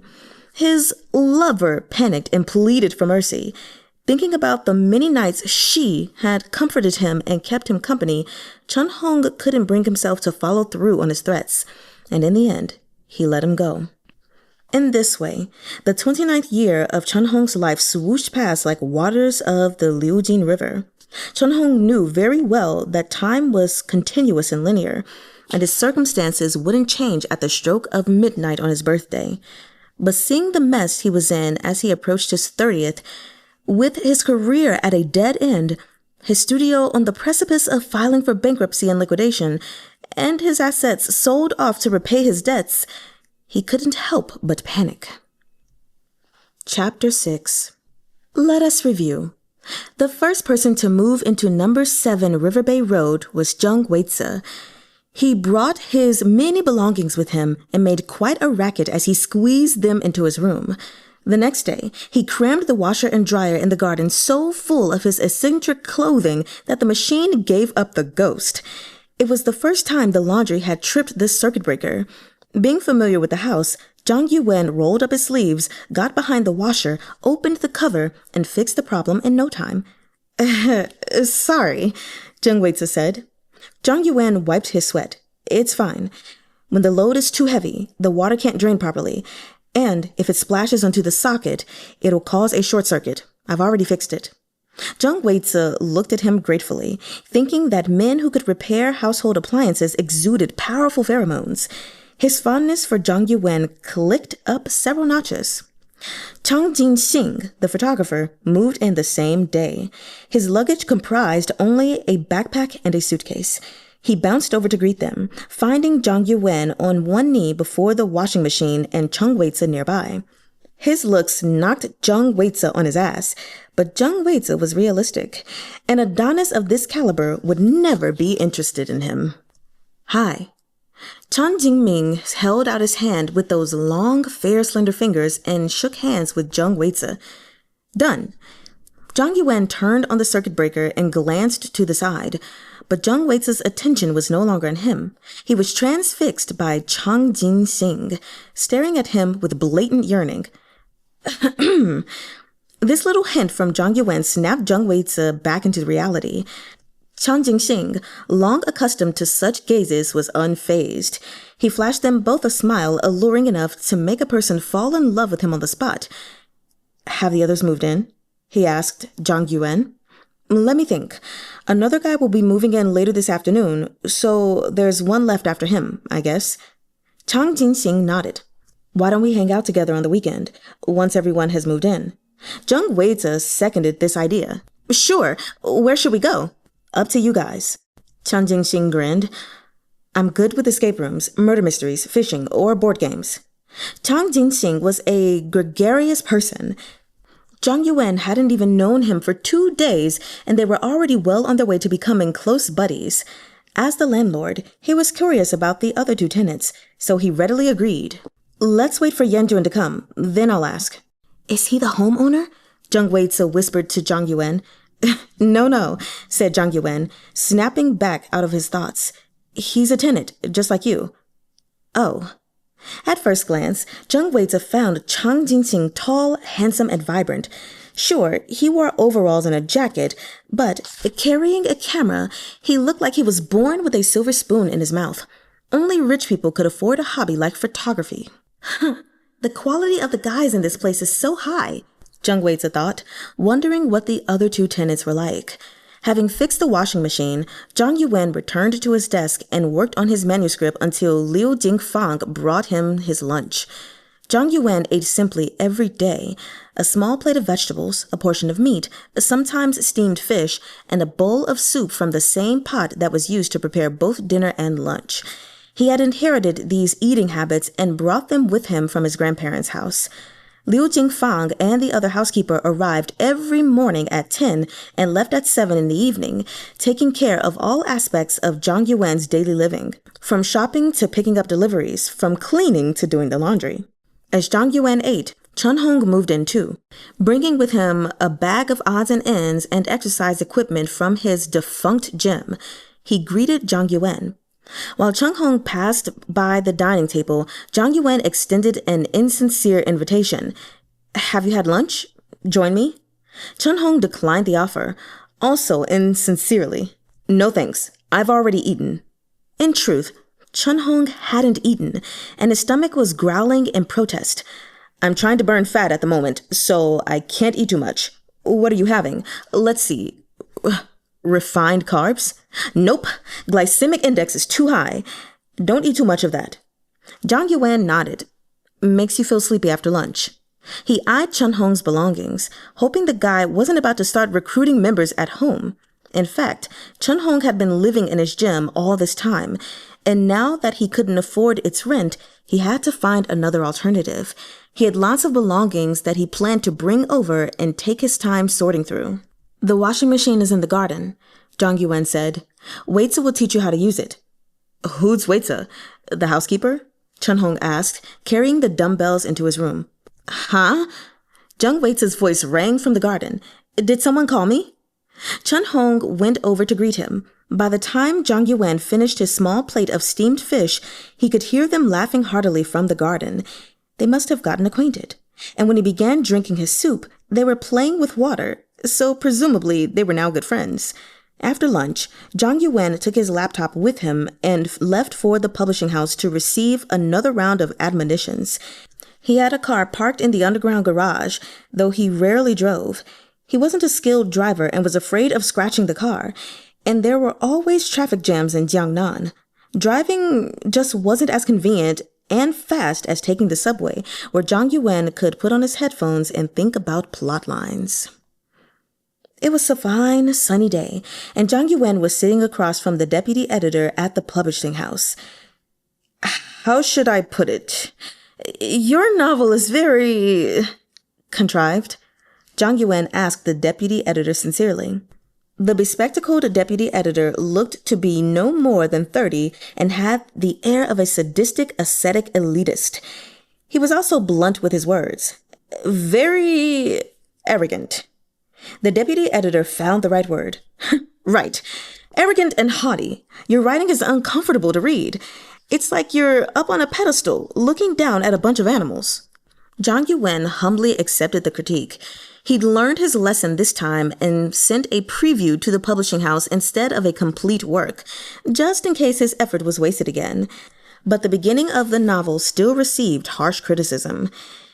It's a kind of unsympathetic, mocking attitude, the deputy editor continued. Reading through this opening, it feels like you're making fun of people with disabilities, using the hardships of your characters to flaunt your supposed wit. Have you been reading Mogam recently?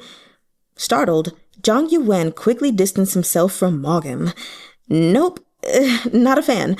I don't read Tian Zhongshu either, he added. The deputy editor flipped through the printed copy of the first 30,000 words again and sighed. Compassion and empathy are essential if you want to write a good book. I understand. I'll reflect on it when I get back. The deputy editor pushed up his glasses, which glinted deviously. You're going to keep submitting manuscripts? Of course, I want to be a writer. Then start by understanding the hardships of others. It sounds simple, but it's easier said than done. Zhang Yuwen thanked him and left the publishing house. Camus won the Nobel Prize in Literature at 44, and Kafka published Metamorphosis at 32. He still had plenty of time. He also had dinner plans today with his childhood friend, another unapologetic fuckboy. His childhood friend, Liang Jung, had known Zhang Yuwen for over 20 years and was his desk mate from elementary to high school. He now worked in the government sector. Some guys didn't stand out in looks or heights, but still possessed a strange aura that seemed to project, "I'm looking for a partner." Potential mates threw themselves at guys like this in droves. Liang Zhang was one such guy. In the player circle, his overall score was only about 80 out of 100, and when they were in school, he ranked at second-tier handsome guy, the kind that wasn't considered especially physically attractive, but still held a certain appeal. Liang Zhang was a habitual womanizer and had been since primary school. Fortunately, fate intervened when a girl dragged him by the ear down the aisle. Now, while he might have still had the inclination, he no longer possessed the guts to go around terrorizing respectable ladies. He was as straight as they came, and Zhang Yuwen had never harbored any intention of changing that. They were too close for him to be interested in trying, and the types of moves Liang Zhang made on girls didn't work on him. Liang Zhang was dumbfounded when he heard Zhang Yuwen's latest plan. His sunglasses slid down. "Are you serious? The tenants have already moved in. Are you out of your mind?" Ignoring Liang Zhang's incredulity, Zhang Yuwen went on. "If the tenants are getting suspicious, I'll need you to make a guest appearance as the homeowner. Just say you occasionally return from abroad to stay at home for a day or two." Liang Zhang erupted into laughter.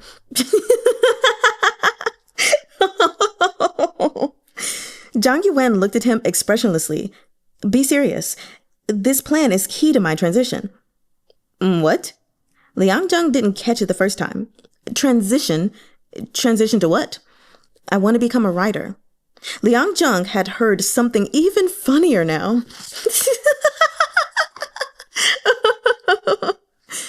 Zhang Yuwen remained silent, not knowing quite what to say to that. Liang Zhang laughed so hard his stomach hurt.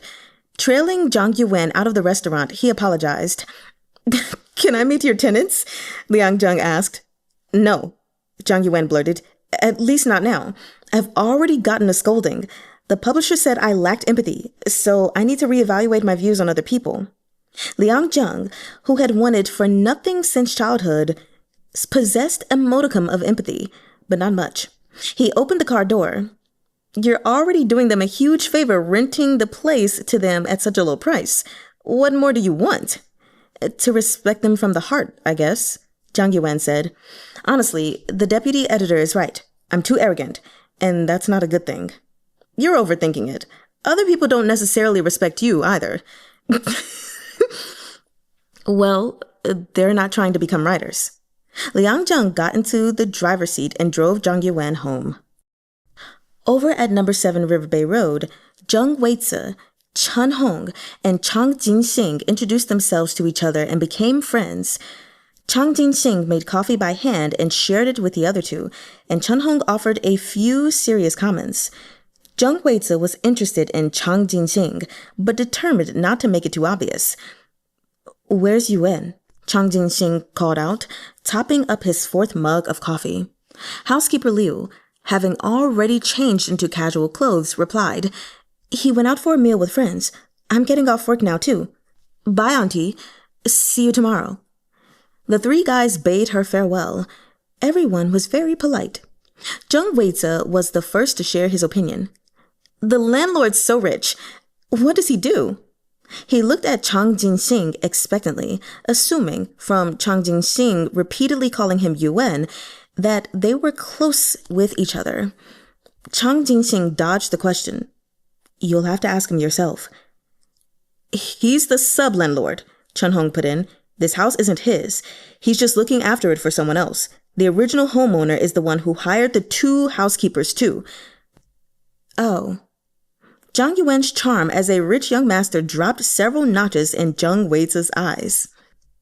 Doesn't he need to work then? He said his primary job is proofreading for a publisher, said Chahng. He just has to correct typos and grammatical errors in manuscripts when he gets them. I saw him go out earlier with some manuscripts. He must have gone to the publishing house. Jinxing said as he made more coffee. The other tenant hasn't moved in yet. How about we go out to celebrate and have fun together once he's settled in? Sounds good, Jung WAY-zuh said, even as he tried to work out how much money he had left. Guys like him would have their fun even if they had to skip meals. At worst, he'd just have to survive on instant noodles the rest of the month. Sure, Chahng said. What about hiking? I know a few scenic trails. My friend runs an airsoft arena in the suburbs, like real-life Counter-Strike, said Jinxing. It's pretty affordable, and there are a bunch of us, so we can have a match. Okay, let's go with that. We'll play airsoft first, Chahng said. Is the landlord coming? He's... Just then, Jinxing heard a noise outside. Oh, is he back? Because Riverbay Road was a quiet place with few vehicles passing by, the sound of anyone talking was audible. Liang dropped Zhang Yuwen off at the intersection. Zhang Yuwen declined his request to see the gay tenants and refused to let Liang walk him to the door. If his roommate saw Liang, it'd be harder to pass him off as the homeowner later. Zhang Yuwen got out of the car at the intersection. He spotted a figure carrying a packaged piece of furniture and walking toward the end of the road where Zhang Yuwen's house was. The figure in question was Jun, who by now was feeling pretty nervous. He had come by in the past few days to observe on the sly, which was how he learned that Zhang Yuwen was more active during the day and retired to his room early at night. Usually, he did not appear again in the living room after dinner time. The photographer typically returned after 10 p.m., and the other one, who seemed to be a live streamer, holed himself up in his room from 7 to 10. He hadn't figured out the fitness trainer's routine yet, but he couldn't wait until the middle of the night to move because he needed to pick Xiao-Qi up later. He had to take a chance. Then someone tapped him on the back, startling him. Hi. Jun realized with mixed feelings that it was Zhang Yuwen. Hi. He forced a smile in the darkness. Need help? Nah, it's fine. Then, on second thought, Jun said, Actually, you can help me with the suitcase. Are you moving in today? Just moving some stuff over first. What about the others? They're all moved in. What's that? Zhang Yuwen asked in passing, referring to the object Jun was carrying on his shoulder. It looked like a bookshelf. Jun thought about it and decided to tell the truth. It's a simple baby crib. Zhang Yuwen was taken aback at first, but then it dawned on him. Oh yeah, for your niece. Jun nodded. His plan had been to move in secretly while no one was around. He couldn't let anyone see this crib, but just as he feared, he ran into Zhang Yuwen on arrival. At times like this, Jun knew he had to be honest. Sure enough, Zhang Yuwen readily accepted it. I still have to go to my brother and sister-in-law's place later, Jun told Zhang Yuwen. I'll move in a few days after. Are you staying at their place? Zhang Yuwen asked. Yeah, they're in Jiangnan. Zhang Yuwen scanned his fingerprint to open the door and was greeted by 3 people sitting on the sofa and drinking coffee. Hello. Jinxing, Chahng, and Jung WAY-zuh chorused in unison, catching Jun off guard. Once again, his crib was exposed under the bright lights of the living room. Whoa, what's that? Jinxing asked. Everyone hurried over to help Jun unload. Abandoning himself to despair, Jun was forced to let them scrutinize him and the socially humiliating crib. Are you having a baby? Jung WAY-zuh asked, sounding curious. Zhang Yuwen tried to hint to him to not dig deeper, but Jung WAY-zuh, who had low emotional awareness and 0 social experience, didn't get it. He shot Zhang Yuwen a confused look. Jun shook his hands with them and realized he hadn't introduced himself. I'm Jun. Nice to meet everyone. What are you guys chatting about? Zhang Yuwen asked, changing the subject. Hanging out, Jinxing said. It's Thursday today. How about we play real-life CS this Saturday? Yuwen, are you free? The question mystified Yuwen. He'd never met anyone so convivial. Instinctively, he threw Zhang Yuwen a glance. Did you guys plan this beforehand? Zhang Yuwen's first impulse was to agree to Chang Jinxing's proposal. After all, it would be a great opportunity to observe his subjects and gather material for his novel. But then he wondered if he needed to maintain his own facade. How much per person? This question reminded everyone.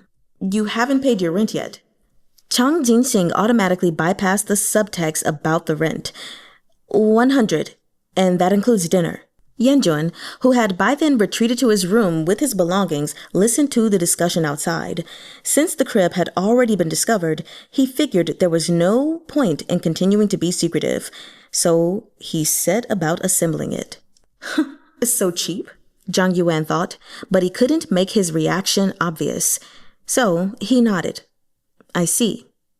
Turning to Yuwen, who was doing his own thing and not taking part in the conversation, he asked, Yuwen, are you going?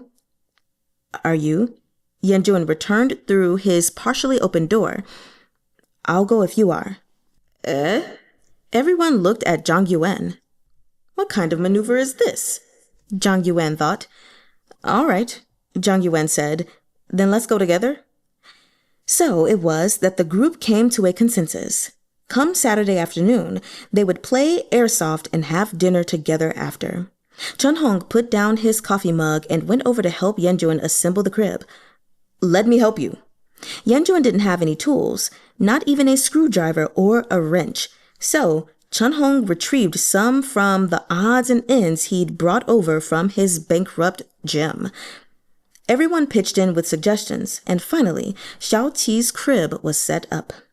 I have to babysit my niece sometimes, just for the time being, Yuwen explained to Chahng. But I won't bring my brother and sister-in-law here. Chahng nodded in understanding. Yuwen thanked everyone and left without telling everyone where he was going. He didn't return the entire night. Zhang Yuwen found it intriguing. Why would Yuwen say, I'll go if you are? He sensed a barely perceptible undercurrent. Was it because Zhang Yuwen was the only one in this house Yuwen was willing to trust? Or was Yuwen just giving him face? This was a subtle emotion that Zhang Yuwen had rarely touched on in his writing. Alrighty, everyone. We have finished the first 6 opening chapters of Riverbay Road Men's Dormitory by Fei Tian Xiang. So, I don't know how you guys feel, but I'm liking this story so far. I'm not really big on reading modern danmei because I just prefer when they're set in ancient Chinese times. You know, that's just my cup of tea. But I'm liking this so far. So really quickly, I figured before sharing any notes, we'd go over the names of people that were mentioned. So obviously, we have the main character, the one who's starting the show, or the novel, if you will. It's going to be Zhang Yuwen. Again, that's Zhang Yu, so not you, when, although you can do it, but Yuwen. Then we have Yan Juan. Yan Juan. Also, I'm not doing the tones, just helping you to pronounce them just phonetically. So, Yan Juan. Then we have Jung Weize. Jung Weize. Next, Chen Hong. I feel that one's pretty easy. Probably the easiest one. Then we have Chang Jinxing. Chang Jinxing. And lastly, this is not a tenant, but it is Zhang Yuwen's best friend, Liang Jung. Liang Jung. So those are all the names that have been introduced. One of the things I can say right off the bat that I actually kind of appreciate is that Fei Tian Xiang left the names, the true identities of all the other people completely, what's the word I'm looking for? Anonymous, essentially.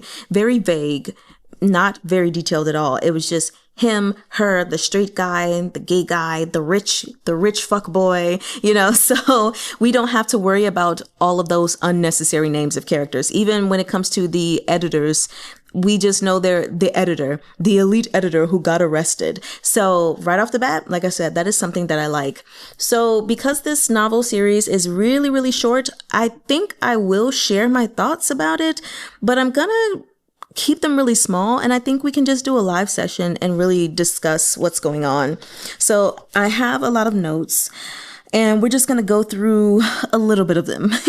So right off the bat, we have Zhang Yuwen, which I have to say, I really like his character because even though as the editor is saying that he lacks relatability in his writing, if there's one thing that I have noticed is that he's still a very kind and considerate person. And I think his emotional intelligence is very good thus far. You know, just like considerations of things that he's done. For example, in this last chapter we read for Yan-jun, you know, coughing to try to change the subject, then saying something to change the subject when that didn't work. And just other observations that he's made, you can see that he is not only self-aware, but also just like socially aware. Even if he's not the best with people, which I don't know if that's necessarily true, but there's only one way for us to find out, and that is to keep reading. The point is, he seems to be doing well with all the others. Now, the only thing I will say that was a little bit awkward, which I was like, oh, hold on, was when he was doing the interviews and of course asking like, are you a top or a bottom?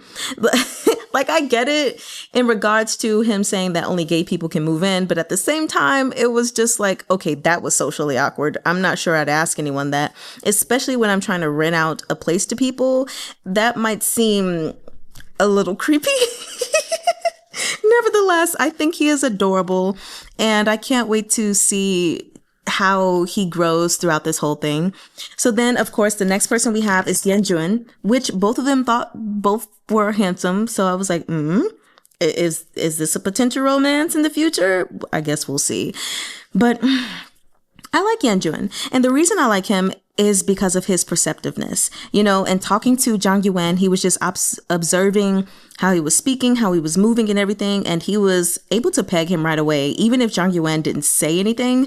And so I really like that. And I'm excited to see where things go, just as far as how he interacts with everyone in Riverbay Road. So that's him. And then also, though, as far as it concerns this Xiaoqi, I will say I'm suspicious about this, especially since everybody's been lying, like just everybody. But he said it's his brother's daughter, but I don't know if I trust that, especially after he went to go pick her up and she called him Papa. I'm like, Papa? That would be for Dad, yeah? Okay. But I suppose we'll get into that as we keep going. So then we have Jung Weize, who's this little fresh 22-year-old guy who wears a lot of makeup and apparently dresses like a celebrity bottom. And as far as his character is concerned, right now, he's just young. That is literally how I view him. I mean, I'm only 30, and so technically I'm still young.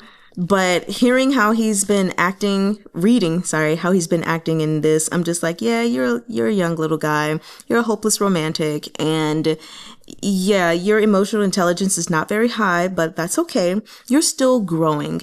But he claims to be a top. I feel full well that he is probably a bottom, especially when it described the things that he wants. You know, he just wants to be taken care of and doted upon so he could be a good little wife. That was how it was put.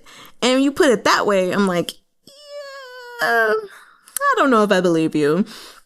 But one thing I do like about his character is that, you know, he fell in love with his former roommate, if you will, but his former colleague, right? And he ended up living with him when he fell on hard times, and he tried to convince him to go gay, basically. And it didn't work out. And the guy was actually very harsh to him. But the thing that I liked is that 5 days later, Zhang Weize was like, oh, I found me somewhere else to live, and your charm is worn off. I don't like you anymore.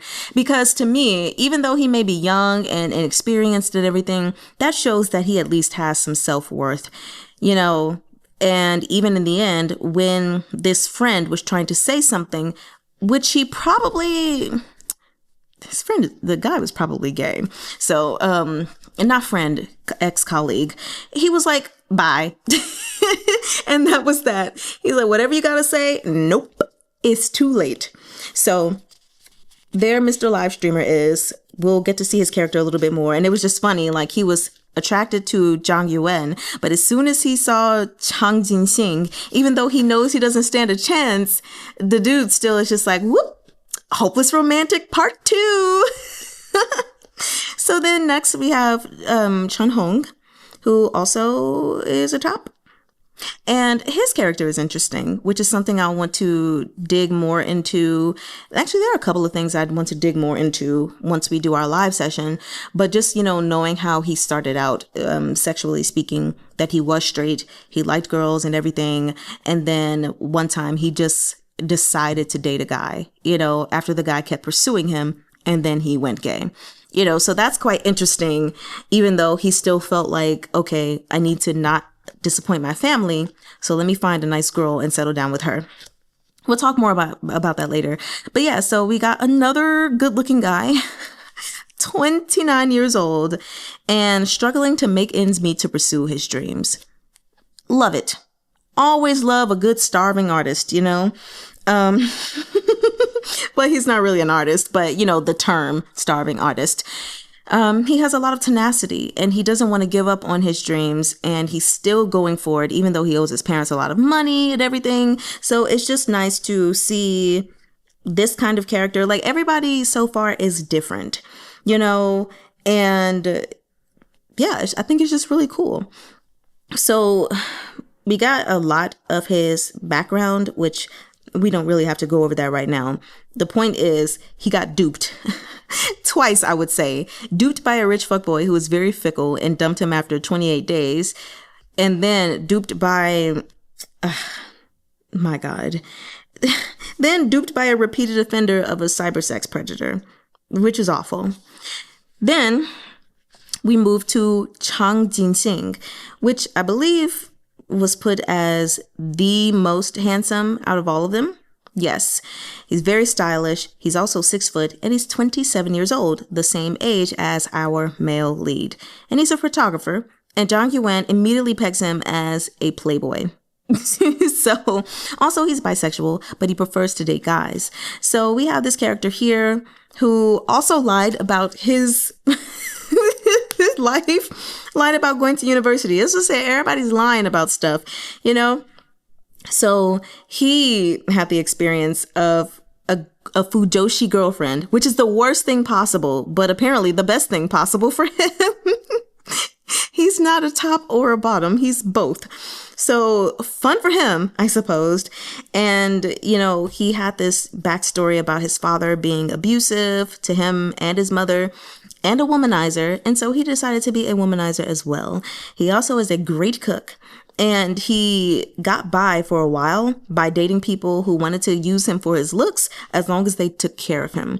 But now he's moved on to a point where he wants to be independent, where he wants to be able to take care of himself. So this is where I say we have the true starving artist right here. And it's just nice to see him being like, okay, I don't want to rely on others. I want to be able to take care of myself. So those are all the people that have been introduced as far as those who are living in this number 7 Riverbay Road. And then, of course, we have Liang, which is Zhang Yuwen's best friend of 20 years. Don't really have an impression on him just yet. Apparently, he was a playboy, but then he found the one, got married to her. And even if he has, like, every now and then the idea of messing around, he dares not. Just funny. I won't comment on that. So he is going to be this landlord if the tenants get suspicious of Zhang Yuwen, which I think is hilarious. He's going to have his best friend do all of that. So that's pretty much what we have thus far. I'm excited to keep reading just to see where all of these things go, especially with there being so many tops. Like everybody can be a top. Somebody's going to flip. I mean, I know that there are 2 of them, one who does both and then one who's clearly a bottom but just won't say it. But I'm enjoying this thus far. I think it's really nice. It's written in a casual tone with nodes of seriousness that we'll discuss when we do our live session, unless it keeps appearing, and then I'll talk about it at the end of one of my videos. Nevertheless, I hope you all have enjoyed the first 6 chapters. Please let me know your thoughts and reactions in the comment section. It's too early to say like who we like and all that stuff right now, but one thing I can say is that I like Zhang Yuwen's character a lot. And then I like Yuwen's character only from the perspective that he's very perceptive. So we'll just have to keep going to get more. So, you guys enjoy your day and or night. I'll see you next time, and 我爱你们.